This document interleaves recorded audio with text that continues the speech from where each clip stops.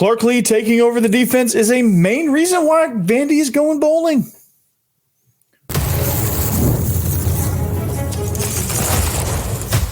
You are Locked On Vandy, your daily podcast on the Vanderbilt Commodores, part of the Locked On Podcast Network, your team every day. Welcome into the Locked On Vandy podcast on the Locked On Podcast Network. I'm your host, Corey Burton. Thanks for making Locked On Vandy your first listen every day. We are free and available wherever you get your podcasts and on YouTube as a part of the Locked On Podcast Network, your team every day. You can start the season with a big return on FanDuel. New customers can place a $5 bet and you'll get started with $150 in bonus bets if you win your first $5 bet. So visit FanDuel.com to get started. Now, after an impressive win at Auburn, the attention, of course, will turn towards what bowl game the Doors will play in. That's just natural.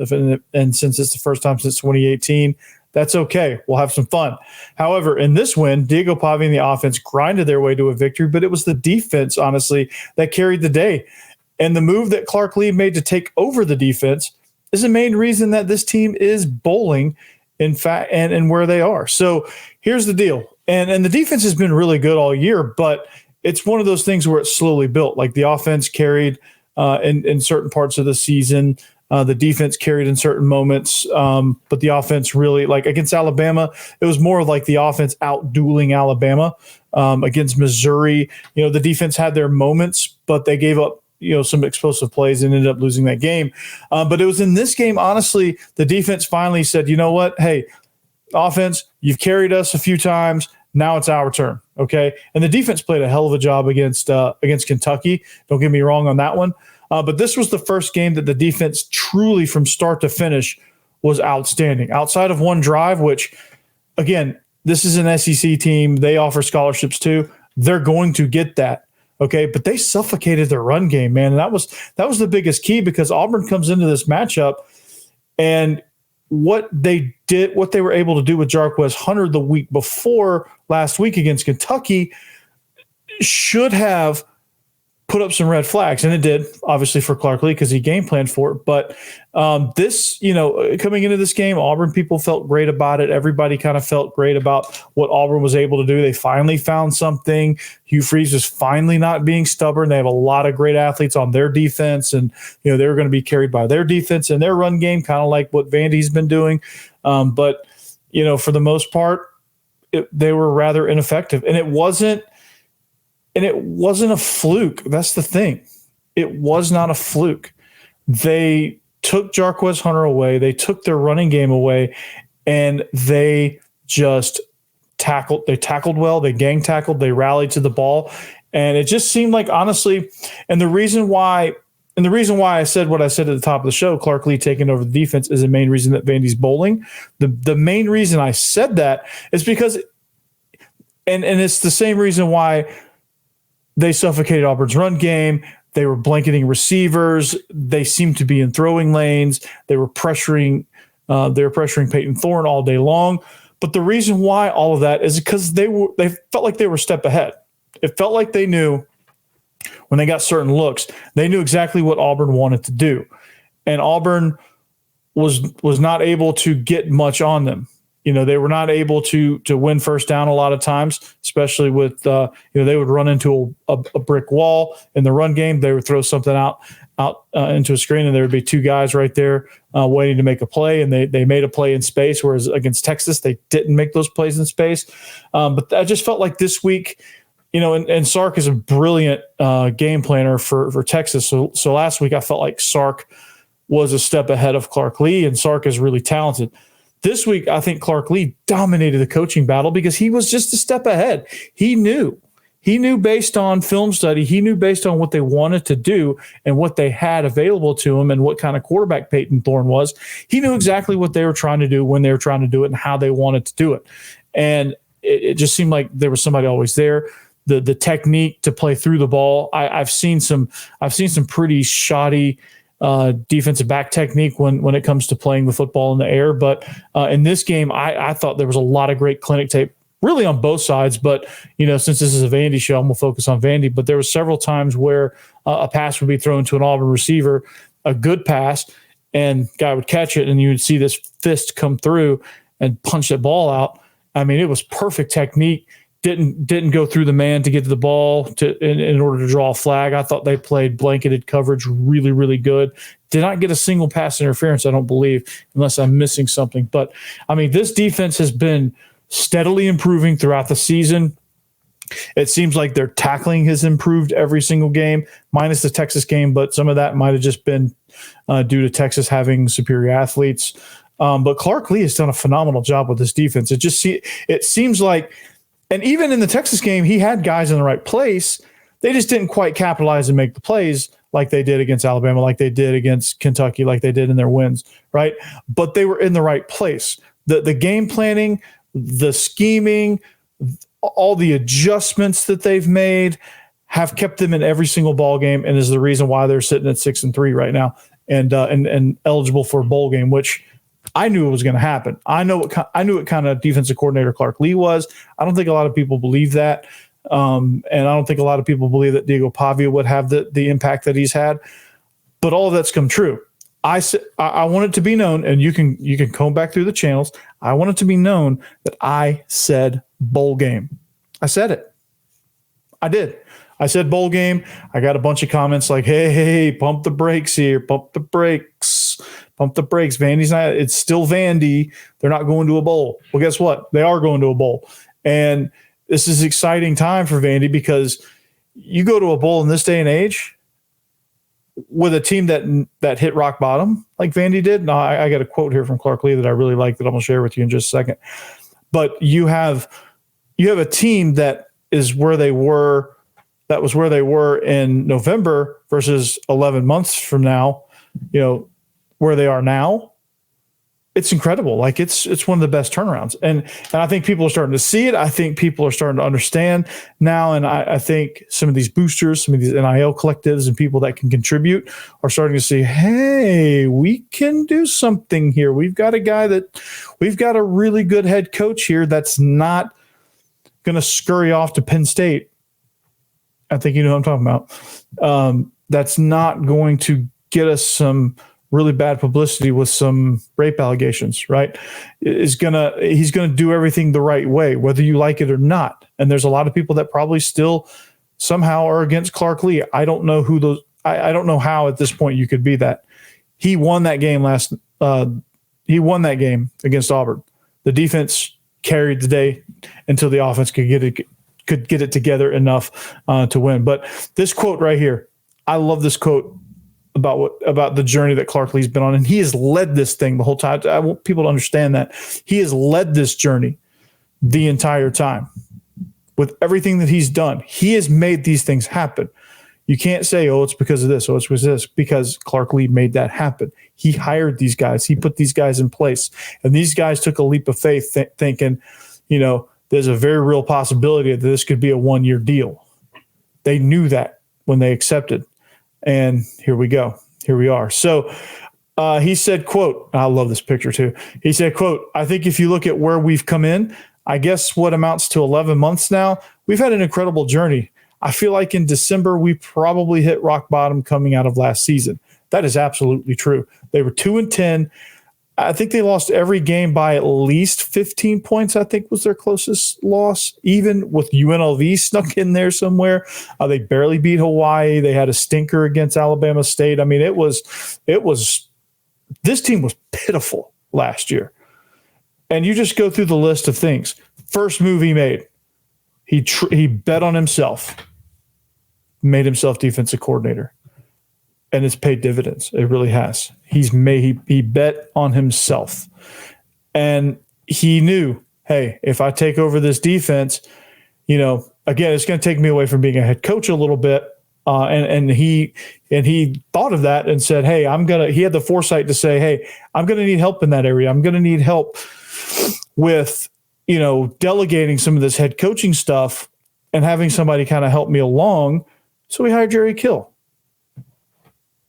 Second, probably arguably the best move that he made, but you could say it's 1A, 1B type situation. You could put those in any order, and they're both just as important because taking that pressure off of him by hiring Jerry Kill, I think it alleviated some things for him, and now he was able to be more of himself. He was able to be more of what he does in his wheelhouse. So, and that's scheming against against other teams' offenses, taking away what they do best, forcing them to really earn these things. And I think if you look at, and I'll be interested to see what it's like at the end of the season. They've still got some explosive teams left on the schedule, but I would love to see the explosive play rate, because I think, from a defensive perspective, it's going to be up there in the rankings, and I'm gonna look at it. I'm gonna write that down. I'm gonna look at the explosive play rating from a defensive perspective for Vanderbilt, because I'm pretty sure it's pretty low. And he does a good job of forcing teams to be patient, forcing teams to march the ball down the field. And he's been a phenomenal piece to this puzzle. And I don't want that to get lost in Pavia mania and Diego football mania, because Diego football has been truly amazing. And he is a star. He is an absolute star. So I don't want to get that twisted. And he is every bit of responsible for these wins and for this team's success as anything. But Clark Lea put it all together. Clark Lea made the first domino fall by taking over the defense, and then everything else fell into place after that. So hats off to him.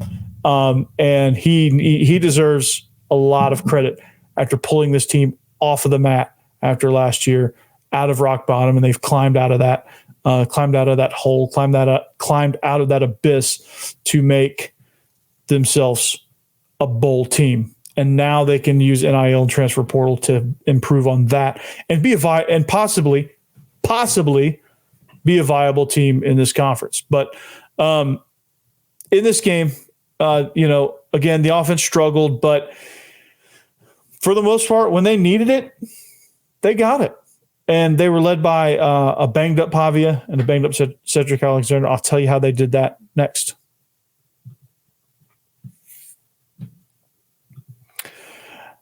Hello, our friends at 5 Hour Energy know that being a passionate football fan isn't just a hobby, it's a way of life. It takes a lot of energy to power through all-day tailgates, touchdown celebrations, or an agonizing second overtime, which is why they've created the Stand the Fan 5 Hour Energy Shot. And they did it with a special flavor called Fan Fuel, the energy shot made just for super fans like us, the fans who are first in the parking lot or who are last to leave. We see you. So I think, I think who gave me a little bit of fan fuel this week, honestly, was that entire defense. I'm not even going to say Vandy's defense gave me fan fuel this week, man. It was so much fun watching them. And there was several moments, but every time Peyton Thorne dropped back to pass, he was getting sacked. Ball, his things were tipped at the line of scrimmage. Passes were tipped at the line of scrimmage. Just everything, right? And then that death march drive from Vandy's offense, I can't leave that out, man. That was amazing. But anyway, 5 Hour Energy knows that no matter what team you root for, being a fan requires heart, soul, and a whole lot of energy. Whether you're prepping for the big tailgate or ironing your jersey, your game day to-do list is always a mile long. That's why the limited edition Stand the Fan 5 Hour Energy Shot is here to help keep you fueled throughout the season. What's your fan fuel this week? Well, whatever it is, do it with a 5 Hour Energy. Available on 5hourenergy.com. Shipped nationwide.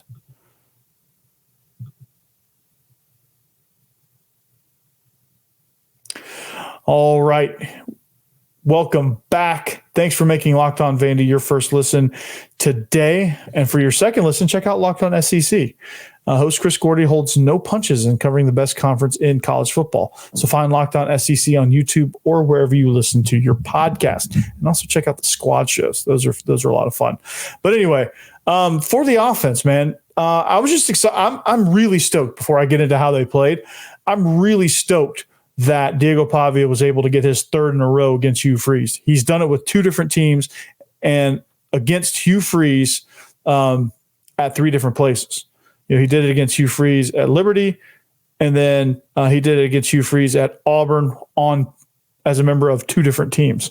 So twice at New Mexico State against Hugh Freeze at two separate spots, and then once at Vandy with Hugh Freeze at Auburn still a year after getting embarrassed when he was at New Mexico State. So I'm stoked about that because I know that was a major rallying point for this defense. I know that they had some extra juice in stopping Diego Pavia and not letting them win this game. And I know the defense has to be disappointed because they played their butts off, dude. This defense was impressive. They were harassing Pavia. It just seemed like anything they struggled with, it didn't matter. They erased it with their athleticism, right? And they were able to stop a lot of what Vandy could do because if they were just a little bit off, I think Vandy would have won this game by 2 touchdowns. I mean, Auburn's offense was not able to do anything, and their defense held this game in place, and Auburn's offense did nothing about it. And so that is something that I look at and say, okay, well, I think for once Vandy's offense became a little bit predictable in certain situations. Some of their safety nets, I think they fell into finally because they started to struggle a little bit. And a lot of that, honestly, I don't think that Vandy struggled because they were bad. I honestly think Auburn is so athletic that they were able to erase a lot of what Vandy does well. Like those plays where Diego Pavia pulls it and it's a race to the corner and then he turns up and gets like 6 yards and a first down. Like those are plays that he likes to make and that he's been able to make all season long. He's a little banged up. He's not as fast as he was at the beginning of the season, but Auburn just completely erased those and turned those into no gains, losses, or even, at worst, 1 or 2 yard gains. And those are plays that he was able to get all over Alabama that whole game and other opponents as well. But like those were plays that Auburn was erasing. Those are plays, some of the plays where he was move in the pocket, like they were able to blanket the receivers and they were able to step into throwing lanes as well. I mean, it just seemed like they were, and even when they were beat, they were able to recover and make the play. And so Vandy's offense had to find ways around that, and I think they did. They found enough ways around it to win because in part because Vandy's defense allowed them that opportunity. But what I really liked was that Junior Sherrill stepped up. I think they had a lot of guys step up in the passing game. They were able to hit some things down the field a little bit better, and that provided some separation, that provided some much-needed relief for this offensive line who was in a freaking battle with Auburn's defensive line. And Auburn's defensive line is extremely talented. So this offensive line had, the Vandy Hogs had their hands full for sure. But, with them being able to pass protect as well as they did, for him to be able to find other guys besides Eli Stowers was also helpful because, they did a good job game planning against Stowers. They did a good job of really shutting the edges down because that's what Pavia likes to do. He likes to get out on the edge and he likes to find Eli Stowers. Those are the two mainstays for this Vandy offense, and I thought Auburn did a good job of taking those away. So Vandy had to adjust, and hats off to Tim Beck. He did. He found ways to get the ball down the field, and then and they still stuck. And what I loved about it is it wasn't just a grab bag, because some offensive coordinators, when you take away their main thing, it just turns into a grab bag of, hey, let's just throw the, what against the wall and see what sticks, right? And that didn't happen with Tim Beck. He knew, hey, we've got to stick to our identity. All right, we've got to continue to try these plays. We got to continue to try to establish these plays. This is what we do, right? And they did. And they mixed in some pass game. They mixed in some play action. They mixed in some things that could get them down the field. And even though they didn't complete a ton of it, I think the threat of it, Pavia missed a few throws. They were pressured and took some sacks, things like that were, that Auburn did a good job of taking that stuff away. But I think Auburn found a new dimension of Vandy's offense that they could have been burned by or hurt by. And it forced them to now actually pay attention to that, because a lot of times when you have teams that are trying to fight, to claw their way out of like, okay, we need to get back into our identity, but we can't. So we got to do some things that are uncharacteristic. And, a lot of defenses, they don't buy it. And they're like, okay, cool. Like, do it. We're going to shut you down. But, Auburn, they forced Auburn to have to take that stuff seriously. And by taking that stuff seriously, they created a little bit of space. And then I think Vandy was able to grind them down a little bit. They were able to take some tough runs and some, Monty Jones came in, was a big part of the game plan because he was a bigger back. Chase Gillespie got some carries. Like those two guys are like a little bit sledgehammer-ish. And they were able to wear these guys down because this defense did not want to really tackle in the fourth quarter. And you could tell. And that's why they went on their 9-minute drive to put the game on ice, because that team didn't want to tackle. That team got tired, and that team got tired of seeing, okay, here comes Pavia. Oh, I got to tackle him. He runs like a freaking wild man. Monty Jones, oh crap, he's a sledgehammer. Oh, I got to make a business decision now. I got to tackle him. They just kept doing that. They just kept going through that, and that's just psychological warfare, man. Like they just wear you down, and I love it. I absolutely love it. And Vandy, to their credit, Tim Beck, to his credit, because I don't know how many offensive coordinators could have stayed patient like that. He stayed patient. He stuck with the game plan. He stuck with the identity. He stayed in the identity. He didn't get he had some wrinkles in there. He had some things that were able to threaten them a little bit, but he stayed in the identity. And he stayed within their brand. And what they do? They won. Silly. All right, bowl projections. Love this time of year. Love bowl projections. I just love bowl projections in general because I think it's cool to see what kind of potential matchups we can get in some of these bowl games when it's like Christmas season and you're bored and like you just want some background TV on like December 27th. And you just want to see a random bowl game. Well, this is where it becomes fun, and we're going to talk about what. And Vandy's finally in the conversation for the first time in however many years, 7 years. 2018 is the year. You guys do the math. We'll talk about that next. All right, get ready to tackle NFL action with FanDuel, America's #1 sports book. You can also tackle college football action. I won a big parlay, actually, because right now new customers can bet $5 and get $150 in bonus bets if you win. The FanDuel Sportsbook app gives you everything you need to place live bets on the NFL all in one place. So when you get the hunch in the middle of a game, you can check out the latest stats, view live play-by-play, and so much more on the same page where you place your bets. Now, I've got a live bet going on as I record this. This is a Sunday night. I got TJ Hawkinson and anytime touchdown, and I got Justin Jefferson plus 70 receiving yards. So I got that same game parlay going. Cross my fingers. All right. So visit FanDuel.com to join today. You'll get started with $150 in bonus bets if you win your first $5 bet. That's FanDuel.com. Never waste a hunch. Make every moment more with FanDuel, an official sportsbook partner of the NFL.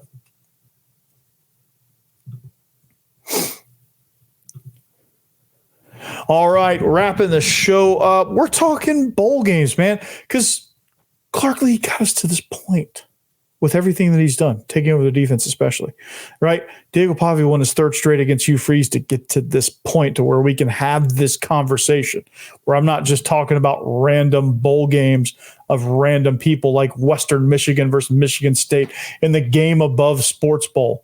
I don't even know where that is, right? So I'm going to talk about some of these other matchups here in a second, but the latest projection, this is from 24/7 Sports. The latest projection has Vandy playing in the Liberty Bowl, right, against Cincinnati. So they are bowl eligible now. They're projected to be matched up against Cincinnati. Now, Vandy could change that by getting some more wins. They could go and beat Red Hot South Carolina next week in Nashville.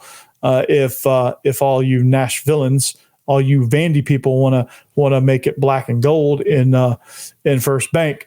they could do that. All right. But they, again, they're going to a bowl. It's just a matter of which bowl. And as of right now, the Liberty Bowl seems to be the popular choice here. And that would be a good matchup. It's a Big 12 team. Cincinnati's playing some really good football in its own right. And this is just exciting to have this conversation, honestly, because with bowl games means extra practice. With extra practice means you get to evaluate some of these other guys. It means you get to build some things. Some of these transfer portal guys that haven't made an impact, they get to make an impact now. And they get to do some things. These freshmen, they get extra work. They might even get in on some bowl action. You never know. And it's one more chance for Vandy to show that it's not a fluke. And so far this season hasn't been a fluke. They've outplayed people. It has not been, they fell asleep at the wheel. No, it's none of that. They have outplayed people offensively. They've outplayed people defensively. They've just simply outplayed people. And it's a thing of beauty. And they'll get another chance to showcase that. And against the Cincinnati team that will, if this projection holds up, of course, this is not a bowl bid. This is a bowl projection. So, I think Vandy's back in the top 25. Now they are sitting at number 25, I believe. 24. They're sitting at 24. They've jumped up back into the polls at 6-3. Louisville jumps in at 25 after their impressive win against Clemson. Pittsburgh drops down after getting smoked by SMU, who jumped all the way up to number 13. And this is pretty fun. This is pretty good. They, Oregon's the unanimous number 1, Georgia number 2, Ohio State 3. They jumped up a spot after beating Penn State. Penn State falls to 6, which I don't know, man. Like that's not to be locked on Big Ten, but I don't know about that. Anyway, but bowl games, these are fun, man. These are fun projections. I would like to see, drop in the comments, what bowl would you like to see Vandy play in? What bowl opponent would you like to see Vandy play? Now granted, the SEC bowl bids are, there's certain bowl bids that the SEC are tied to. Like the Birmingham Bowl could get an SEC team there. The Las Vegas Bowl currently has a SEC team projected to it. That's Missouri. So we could go to that bowl. They're projected to play Utah, so that would be a similar SEC Big 12 matchup. You could get a bid to the Gator Bowl, which is in Jacksonville. This will be the last time that it's played in Jacksonville for the next 2 years because they're renovating Everbank Stadium. But Clemson versus Ole Miss is a projection there. Sometimes the Gasparilla Bowl features a bit an SEC team. I think they had Florida a year or two ago. Then you have obviously the Liberty Bowl. And then you have, I'm looking at the other bowls here. So comment which bowl you'd like to see Vanderbilt in. You have, I think you have the ReliaQuest Bowl, which right now is projected Illinois versus LSU. You have the Texas Bowl. That'd be a fun one to go to. You have the Music City Bowl, which I don't know. That might be cool for Vandy to play a home game there. The Citrus Bowl, not the First Responder Bowl, but and then I think the rest is playoff bowls. But just let me know what bowl you guys want to be in. But I think it'd be cool to match up against a Big 12 team. I think there's a lot of quality opponents there from that conference. No matter who you play from the Big 12, I think you're going to get a really good matchup. I think from the Big 10, if you could somehow get a matchup with Nebraska, I think that would be a lot of fun. I think if you could get a matchup with Colorado, the storylines around that would be kind of cool.